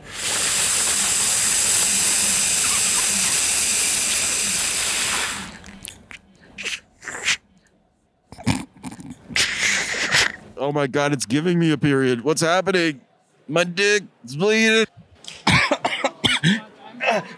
Oh, it tastes like shit. He's choking on the period, Ben. What is that Chinese garbage? That's a strange taste. It is, right? It's like floral minty. You can taste like a flower in it. Not hemp flower. You taste an actual rose petal. The growing side of like growing weed, growing hemp, there's a lot to it that I don't know that, you know, I'm learning every time I meet these people and they tell me about the products. It's an education, a practical education, learning, you know, directly from the horse's mouth as we just stumble on new things. It's like, I didn't know about so many of the things we learned today in the last 2 days. And we see how great this year turned out. It's being the first year. Now, next year, I'm pretty sure it's going to be bigger. I guarantee you start with 100 booths. Next time they'll have to open up one of these walls and make this like a, 200 booth or right. They said annual, so it's coming again next year. Yeah, we'll be back. I mean, it's only a 3-hour drive and meet a lot of cool people and sample a lot of good stuff. So totally worth the trip. Yeah, I had fun. It was a long weekend, but it was a good weekend. Definitely. And fun swimming and gambling and all that other shit too that you can throw into a nice AC trip. Ding, ding, ding, ding, ding, ding. All right, gang. This has been the day 2 of New Jersey Cannabis Convention. Got any little previews about the cannabinoid from anything we can take away from this that we might have seen here that might inspire you to do some other stuff or anything like that? There's a lot of things that I've learned myself today and yesterday that I'm going to incorporate in the book. I'm going to incorporate in our YouTube channel. Soon there's going to be recipe cards on Instagram and everything, so just keep looking up for those. And it's coming soon. The CBD source has grown dramatically since 420. It's going to continue to grow. And our production value just keeps getting better every episode. Like, what would this have been like if I didn't get these mics just so we can walk around like this? What would it sound like? It would sound like this. You're just called training in our CBD podcast. Yeah, I mean, if I was trying to wear that lav mic like last time and then like trying to hold it, I don't even know what the second mic would have been. No idea. It would have been a clusterfuck. That's what I was thinking. But no, this is more legit. We're totally legit with this one. And people took us seriously and approached us. So I mean, like, brought a lot of attention to ourselves. Definitely. And we didn't even have a booth. We were just walking around like normal guys. Just, hey, tell me your story. What do you guys got? I'm thinking we should definitely, once the cannabinoid starts growing, put together a booth for the cannabinoid so you can do some demonstrations at events like this and just show people and have them taste what food that's infused with CBD can taste like if it's done, cooked up gourmet style with fresh ingredients, organic ingredients. Exactly. That'll put us on the map for the cannabinoid, and then it'll just keep the podcast growing. People will be interested. Yep. Bring a bigger following. Exactly. So we can do it. I hope you guys learned some stuff. I hope that some things you've heard have resonated with you, and I hope that some of the stuff that we talked about and learned have given you value. So, if so, I would say please go to the CBD Source podcast on Apple Music or iTunes. Give us a 5-star ranking and leave a comment. Because we read all those comments. So leave a comment for us and tell us what's going on. And if you want to give us a call and maybe tell your Weedman van story, you've heard a couple Weedman van stories. If you want to tell us your Weedman van story, your first time smoking weed, or a really funny early time that you smoked weed, didn't expect to get that high, and what happened, give us a call, 1-833-CBD-GANG. That's 1-833-223-4264. We want to hear your Weedman van stories, gang. All right, so I guess we're going to be signing off from the Atlantic City Convention Center and taking this trip back. We've got a lot of CBD with us now. We loaded ourselves up. Yeah, we did. So that trip back is going to be a nice, smooth sailing ride. Anyone who's driven from New York to Atlantic City, how many fucking tolls do you need, New Jersey? Like that there was a toll you had to go through to make a U-turn to go back through the toll, so you had to pay twice just to get on the other road. And it was one of those old school tolls that you have to throw fucking change into one of those little, almost like a laundry basket. It's like a laundry basket, yeah. Like, you're in Atlantic City, you gotta have the saltwater taffy. It's where this shit was invented, right? Really? Oh my God. Oh yeah. Anytime we go on vacation to like a beach, he gets saltwater taffy and just pounds that shit. He'll be like, I'm so hungry, but you'll see him with a fistful of saltwater taffy and wrappers everywhere with a guilty look on his face. Yeah, but then again, like, go ahead. I'll eat the whole bag when she doesn't want any, and then she'll say she wants some, but then there's none left. But you Same eat deal. all of the saltwater taffy, in my defense, you eat all in one day. Yeah. So I don't have a day to even... It was 2 days we went to Maine, thank you. You know how much sugar is in saltwater taffy, diabetic? You know what? Thank you. Thank you. I'd rather die full and happy. You only live once. No comment. Sweetly stevia saltwater taffy. There's your next diabetic-friendly invention. Are you drinking? You're drinking through that?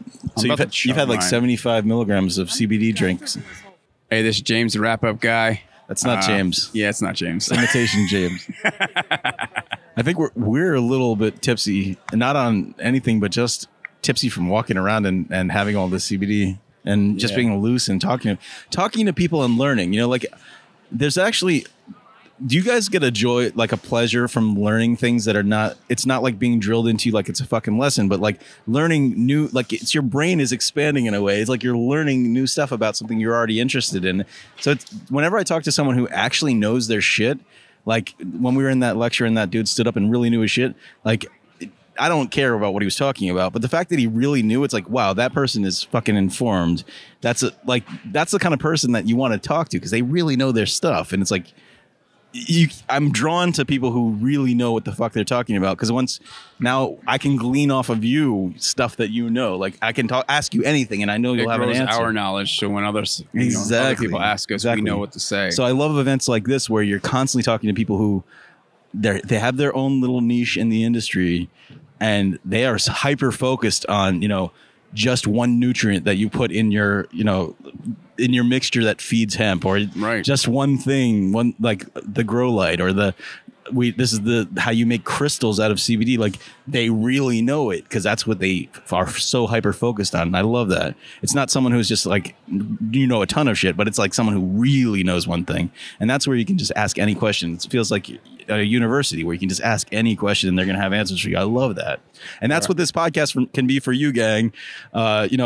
We're always teaching you new stuff, and we're learning as you do too. I mean, it's sort of like as we go out and find people with vast knowledge in one subject, we're bringing it back to you, and you can all hear it, and now you have it. It's like you've absorbed it by proxy. So we're doing the legwork. Oh yeah, we're burning the calories and taking the information back home so you guys can hear it. All right, that's what we're all about. It's like a continuing education for us. We have to keep learning so we can keep bringing you more and more knowledge, and then you share it with so and so. Because we couldn't do this a year ago. No, it wasn't as popular, and now you see more and more people doing it, getting into it. The older generation is now getting more into it, so it's a good thing. Yeah, people are really getting educated. And ladies and gentlemen, again, thank you for attending the first annual New Jersey Cannabis Convention. We look forward to seeing you next year. Day 2 is officially now closed. Have a great day. Dum dum dum. Sounds. Yeah, they're gonna kick us. You don't have to go home, but you can't stay here. You gotta go home and get the fuck up out of here. It's the closing time on this convention. Yeah, they're breaking. Everything's getting broken down now. Where's my fiance? She's probably gonna buy more stuff. Yeah. They're taking the letters off of the sign with the coffee. The whole fucking room is transforming around us. All opening up. Tents coming down. They really can take this place apart quick. Pretty quick. When you do this kind of thing every weekend and you just are shipping your booth from place to place, you can break down and put together booths in no time. Because you know what you're doing. It's something you've done it a million fucking times. Well, I'm belching the flavors of that of those pretzels now. I'm belching that like garlicky and like that combo taste. I had one, and now all of them. The honey mustard was my favorite one. The honey mustard was good. It's all breaking down. All right, what a good convention. Holy crap, we're back in New York. We're doing a little wrap up here. I've still got Ryan and Rebecca in the studio. I know Ryan got bit by a spider and is ready to head off to the emergency room. I'm glad you stuck around for the last few minutes and you're still conscious to be able to talk to me. I do it for the fans. I do it for the fans. His leg is turning into stone right now. Meanwhile, his fiance's freaking out, wanting to stab him. Oh, but, yeah, you guys have got to run off the second we finish this. So, all in all, the convention was really, really kick-ass. For a first time that the NECANN was doing their event in New Jersey, the New Jersey Cannabis Convention, they really knocked it out of the park. One thing we didn't get to mention, I wanted to talk about, was on the first day, we didn't even talk about this because we didn't get any audio because we weren't really allowed to record audio in it, but we went to a seminar. It was Adam Connors from Network Wise. He has a podcast. He talks about different networking platforms, to help your business grow. The other guy was David Kunick. He's the CEO of UCS Advisor and Investor Relations. He was the head honcho of that entire evening. Yeah, the event was great. It was a really informative presentation about putting together a business plan and like coming up with an elevator pitch when you're trying to create your cannabis business and trying to raise money from investors. We're going to have both those guys on individually on this podcast. We met them afterwards, talked to them, took pictures with them.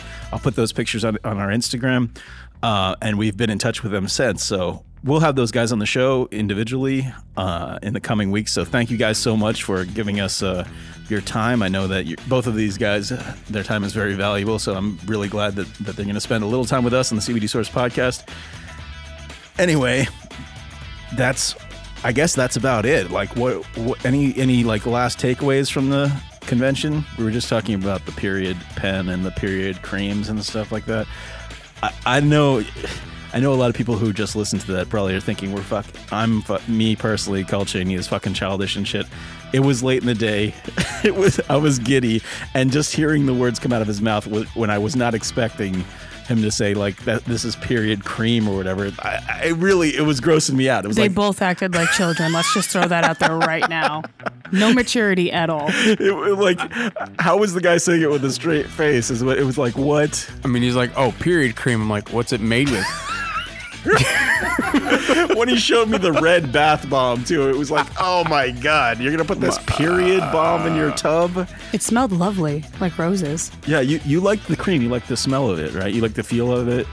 Yeah, it was a lavender cream. It was supposed to be very calming, and it was actually very like smooth and creamy. It served its purpose. I mentioned when we were talking to him that you had bought the period pen there on the spot. I did. And we said, I think jokingly, well, let's see in 2 weeks how this works out for you.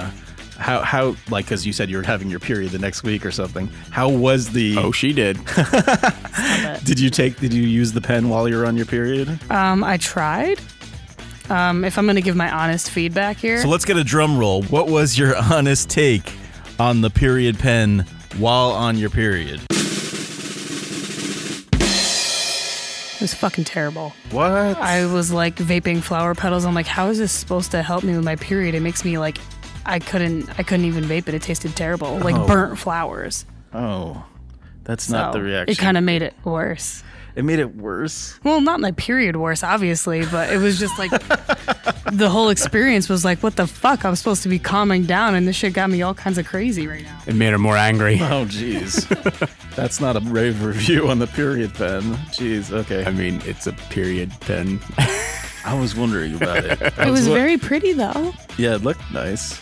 Had like ornamental design on it. Yeah, the design was nice, the packaging was nice, but I guess it's sad. I didn't want to shit on them so much, but man, that's a bummer. I feel bad. We ripped him apart. I know we did. Sorry, guys, but the cream was great. You liked the cream. The cream was great, and I bet you if I tried the bath bomb, I would have liked that too. Well, I'm glad we don't carry the period pen in our stores. Shit. Give me all your vape, punk. All your CBD vape. Any last words on the show and like people we met and everything like that? I want everybody that we met at that show to keep in touch. We took lots of pictures. We're putting them all over our Instagram.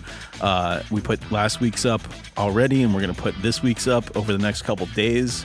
Don't want to just bomb Instagram with a ton at once, so maybe over the next 2 or 3 days, we're gonna put all the people that we interviewed up on our Instagram. So take a look at that CBD Source podcast on Instagram. Ryan, you just built the Cannabis. You made a personal page for you, Chef Ryan Weber, now for the Cannabis, right? That I did. Any updates on the Cannabis? Yeah, the book is actually almost finished, so that should be out. Right around wintertime. Okay, cool. And it is a winter edition. So it's all winter recipes that people can cook like seasonally. Every one of them is all about winter. That's great. So you can incorporate CBD into your winter meals. Nice, like I can already picture it, like nice warm meals to warm me up on a cold day. It's a CBD Christmas dinner this year. Oh, really? Dude, that's going to be delicious. That's hempin' delicious. I can't wait. And we met a bunch of people in the like food and drink, more in the drink CBD space down there. And we'll definitely be kind of collaborating with them to do some kind of pairings, like food and drink. They can come up here and we can bust out that Cannabis test kitchen that we've finally secured and do some stuff over there. That'll be great. Oh yeah, we can't wait for the launch of the YouTube channel for the book, and just have a bunch of different guests that we met and networked with there, especially JuiceJoints. Yeah, they were great. We're so close to getting this YouTube channel up. Like, we've got so much stuff ready to throw into it. We've just been like laying it out and getting it all done. So that's going to be coming really soon. You know, we rented that 4K camera for this convention, so we have some good footage, and hopefully we'll end up getting, you know, a whole bunch of new video equipment for our studio once it's finished being built. Right now, it's mostly we've got a ton of great audio equipment, but we're building it up, gang. We're building it up for all of you, and soon it'll be really, really kick-ass. We've got some amazing guests coming up in the coming weeks. So for all you new people who are just checking out the CBD Source podcast for the first time, welcome to the CBD gang. We love to have you. We love to have new listeners. Make sure you go to CBDSourcePodcast.com. You can see pictures of all of us. We're about to go to the end of the show. Maybe we need to address... We have a loss. We have a loss in our little family here. Wrap Up James is no longer with us. No longer with the show. He went off to do his own thing. He's got his own CBD brand he's building. And it's sad. It's sad because he's a fun, weird dude, and he had a good voice and funny personality.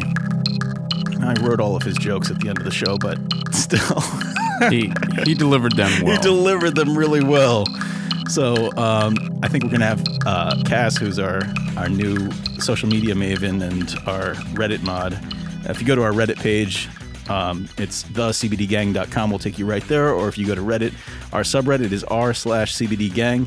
She's our new mod, so she's always posting new stuff. She's commenting, she's interacting with you. So if you want to go there, if you want to see what she looks like, go to cbdsourcepodcast.com. You'll see pictures of all of us. If you would have gone there last week, you would have seen James. He's gone.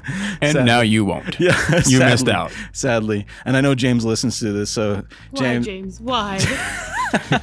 Come back, James. Come back. So anyway, Cass is going to be doing the wrap up this week. I think maybe we'll do like alternating between Steve, who's the voice of the Vape Lounge, the CBD Vape Lounge, and Cass for the end of the show. Or just Cass. We'll see. We'll see how it works out. Depends on if Steve has to sell his vape lounge, but that's another story. The way vape is going right now. Oh my god. So anyway, thanks, gang. Thanks for putting up with us these 2 episodes, and especially thanks for listening to those 2 episodes about vape. I mean, that was 5 hours and something minutes of vape talk. But yeah, we're at the last days right now. I think this Friday is the last day for vape in New York City. It sure is. New York State, all of New York State. Has to be out of the stores. All flavored vape.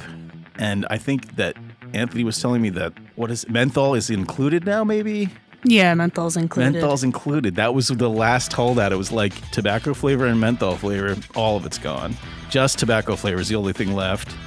And as far as CBD vape goes, all flavored CBD vapes are also going at the end of this week. So if you haven't yet picked up your CBD flavored vapes, go to a CBD Source location. You can check them out on cbdsourcecenter.com, all of our locations, except for New Paltz. I think we just closed that store temporarily until they clear out all the vapes because they're already packing it up. Just a temporary close, but we'll figure something out. Like right now, we're just going to be like, they're getting ready to empty all these stores. You know, we have like 8 or 9 stores that are just having to get completely emptied out as far as the flavored vapes. Flavored CBD vapes. So you still have a couple days. I would go to cbdsourcecenter.com, see our locations, and head to one right away and pick up your flavored CBD while you can. There's going to be a 90-day ban, and who knows if it's coming back in New York. Who knows? All right, gang, so any last words from Rebecca and Ryan? Say anything to the fans, to the gang back at home listening? She's too nervous. Say something. Just say... She don't know what to say. Just say, keep it real, y'all. All right, just stay tuned for the Cannabis coming soon. You guys can check up for updates if you leave your email at thecannabisdiet.com. And that's pretty much it. I need to go to a doctor. Yeah, man, go get that leg looked at.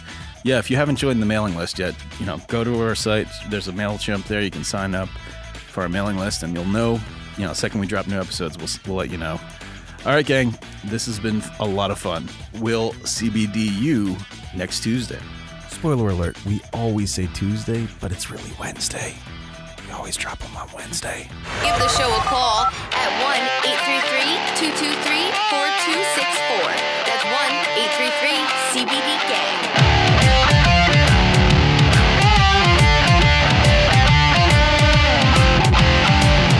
CBD Source Podcast is written, produced, and hosted by Cole Chaney. Graphic design, photo, and artwork by Ryan Weber, Johnny D, Kevin Bierfelt, Steve, and Cole Chaney. Marketing by Penny Spinazzola. Special thanks to our resident CBD guru, Akash Patel, our CBD Source Vape Lounge expert, Anthony Maltese, our C-Body Fitness instructor, Danny, our personal Cannabidiet CBD chef, Ryan Weber, our CBD News co-host and vocal artist, Tasha Miller, and our CBD Gang subreddit mod, social media maven, and wrap-up girl Cass. That's me. Additional thanks to Caitlin, Liz, Ryan, and Kevin for lending your vocal talents. Want to be a guest on the show? Or do you have a great Weed Man van story? Or a story about your craziest experience with the munchies? Call us at 1-833-CBD-GANG. Again, that's 1-833-223-4264. And leave a message. We like your story, we might play it on the show.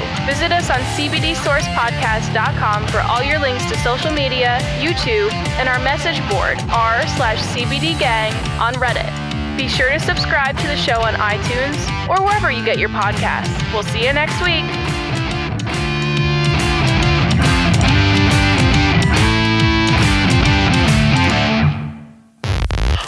Podcast or its related social media pages and interactions are for informational purposes only. The CBD Source Podcast does not offer medical advice. Its host, Cole Chaney, is not a medical professional. His experiences with cannabidiol and other cannabinoids are his own and may not affect you the same way. Everybody's endocannabinoid system is different. The statements made regarding CBD products have not been evaluated by the Food and Drug Administration. The efficacy of these products and the testimonials made have not been confirmed by FDA-approved research. These products are not intended to diagnose, treat, cure, or prevent any disease. All information presented here is not meant as a substitute for or alternative to information from healthcare practitioners. Please consult your healthcare professional about potential interactions or other possible complications before using any product. The Federal Food, Drug, and Cosmetic Act requires this notice. Do you like or want to try quality, third-party tested CBD? Do you live in the New York, Pennsylvania area? We got you covered, gang. Stop by any of our 8 convenient CBD Source locations. We currently have New York stores in Middletown, Geneseo, New Paltz, Syracuse, Troy, Albany, and Chatham. We also have one in Pittston, PA. We're growing more each month, so check in with CBDSourceCenter.com to find our addresses and new store locations. While you're there, sign up for our mailing list. We're adding new stores across New York and Pennsylvania all the time. We may soon be expanding to a town near you.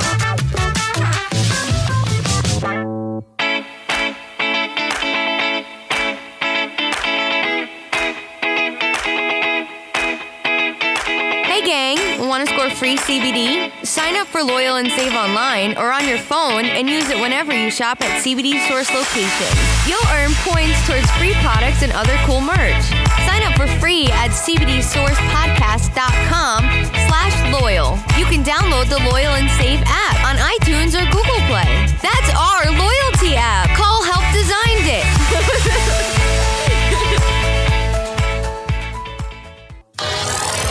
Thank you for listening to the CBD Source Podcast. This is how we CBDo's it. The Bristling. Yes, I'm interviewing a robot. How's it going? If only he had a mouth. You just assume robots talk out of their mouth because it's a humanoid shape, but maybe it's somewhere else. Maybe it's vocal. Like, who knows where the fuck its vocal part comes out of. He's holding dab. You see that? Zoom in on that robot's dab. There's holding this massive. He's holding a massive piece of dab over there, like shatter or something, and his other hand is a torch. And it looks like he's got a dab rig on his head. So yeah, there you go. Makes sense.